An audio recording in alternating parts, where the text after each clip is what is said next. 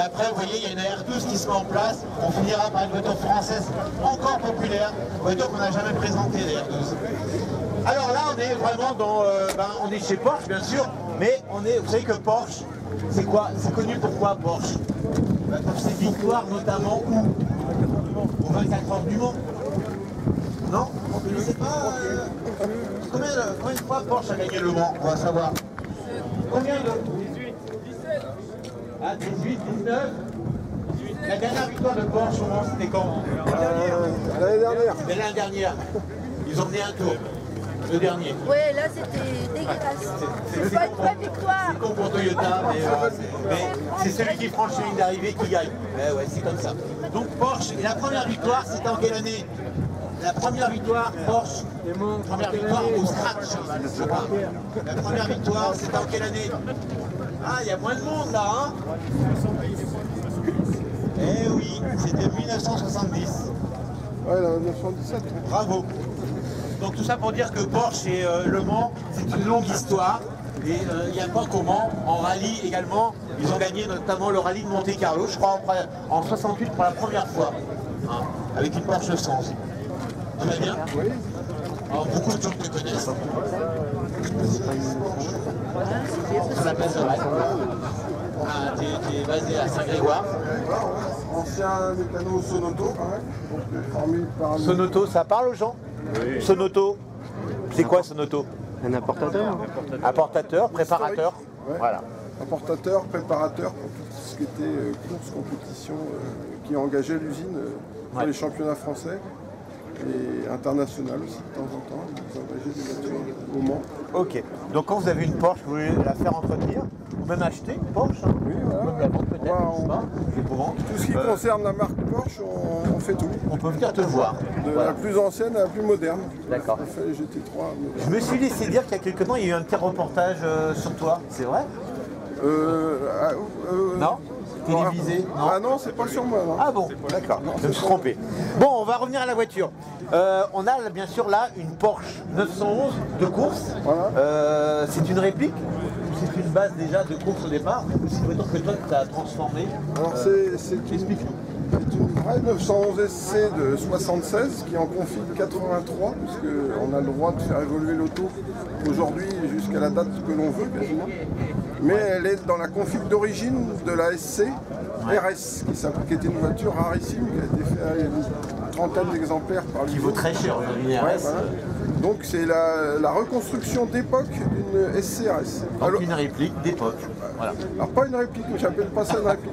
Alors t'appelles ça comment? Une reconstruction d'époque. Une reconstruction d'époque, d'accord, on va dire reconstruction. Toutes les pièces qui sont dessus sont d'origine.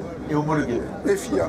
FIA, donc homologuées. Ouais, donc on est d'accord. C'est Jürgen Barth qui nous certifie que l'auto est conforme. D'accord. Jürgen Barth, vous connaissez, il a quand même gagné le Mans plusieurs fois sur Porsche. Hein. C'était un ingénieur pilote.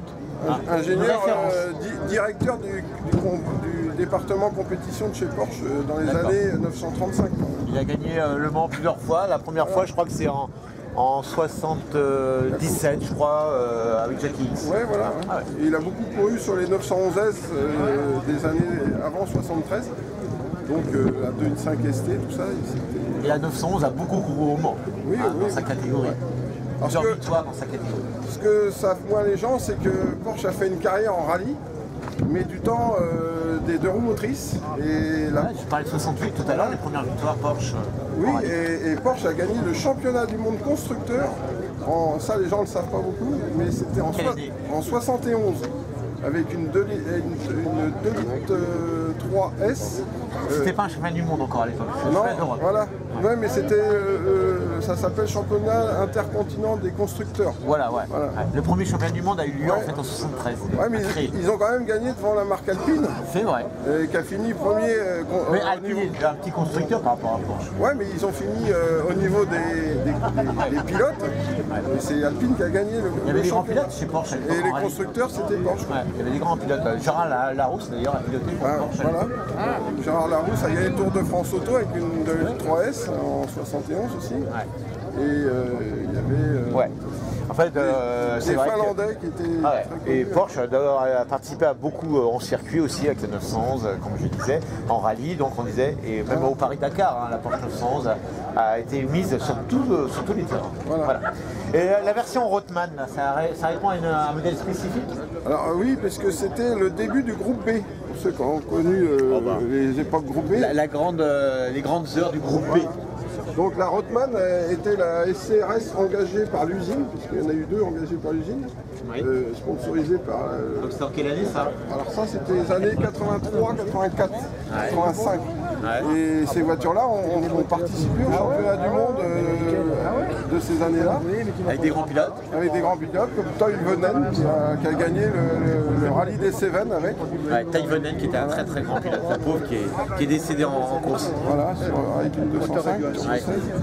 Et moi je vais refaire cette année la finale du championnat de France VHC au rallye des Cévennes. Ah ouais, avec toi au volant? Bah oui, avec cette voiture au volant qui va un peu représenter la victoire de Porsche à l'époque. D'accord. On te connaît comme préparateur, mais en tant que pilote, tu as une certaine expérience aussi. Tu as participé quand même à pas mal de courses. Alors oui, ma base de pilotage, moi c'était en 87, j'ai fait le volant Gitane à la CO avec... le volant Gitane, on s'en rappelle. Voilà. Avec des formules Renault. Donc, Laurent, tu t'en rappelles le volant Gitane avec Hervé Guillaumard comme prof à l'époque, qui était directeur du Bugatti. Et pendant 25 ans, j'ai rien fait parce que je me suis installé à mon compte tout seul. Il y avait d'autres priorités. Voilà.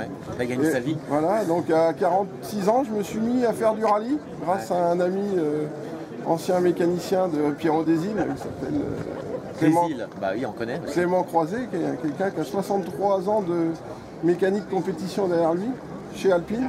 Grosse expérience. Et ensemble, on a créé des Porsche pour courir en VH.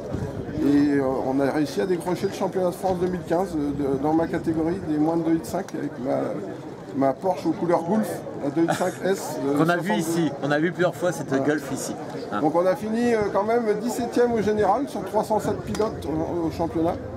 17e sur 300 pilotes, bravo. 307, bravo. Ouais. Et dans le groupe 4, on a fini 9e. Donc toutes catégories confondues. Donc on a des moteurs turbo, des plus de 3 litres et tout ça, avec un petit 2,5 S. Et 2 fois, je suis champion de Bretagne, toute catégorie du rallye de Bretagne à Ploué. Vous pouvez l'applaudir quand même, c'est un bon. C'est un bon. On va revenir à la voiture. Donc la voiture là, dans cette configuration là, la puissance, elle atteint combien?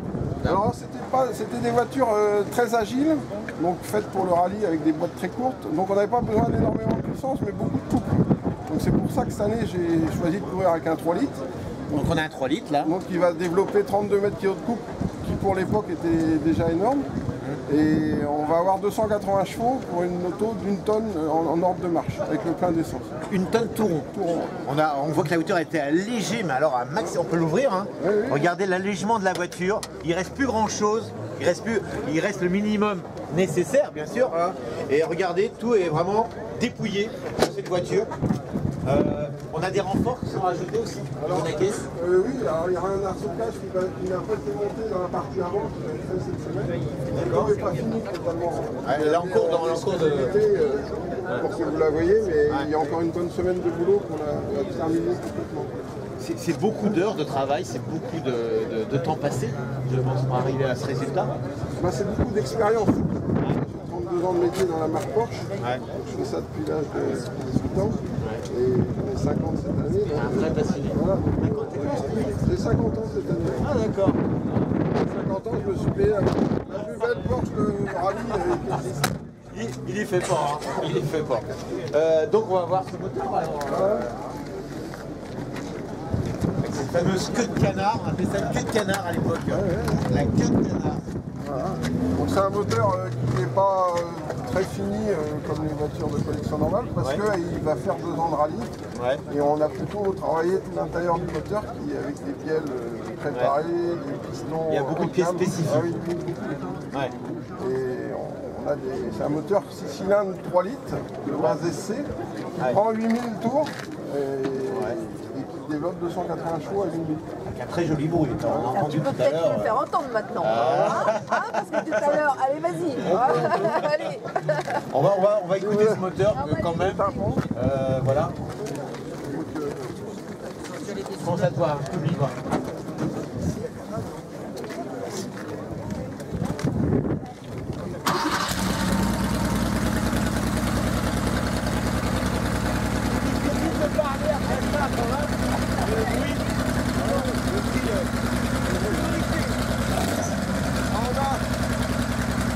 On a le vrai échappement RSR de compétition qui était employé à l'époque, qui gagnait une vingtaine de chevaux rien que sur l'échappement. Vingtaine de chevaux, rien que pour l'échappement. On va voir cet échappement-là pour avoir...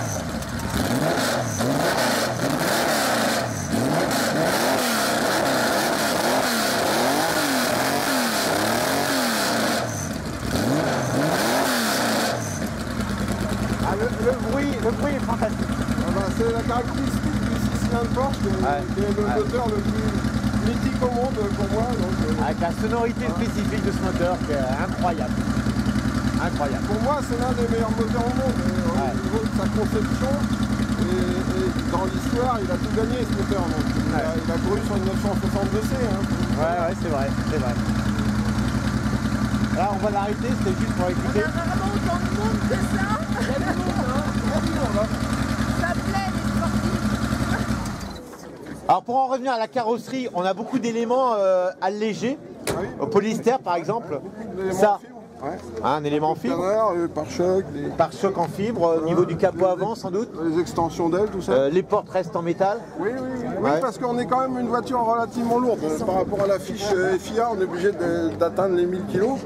Donc on peut laisser des portes en métal que par exemple Il y a sur un ma poids, ST. il y a un poids à pas dépasser, Voilà. un poids plancher. Ouais, ma voiture plus ancienne, la 2.5 ST, elle devait faire 890 kg.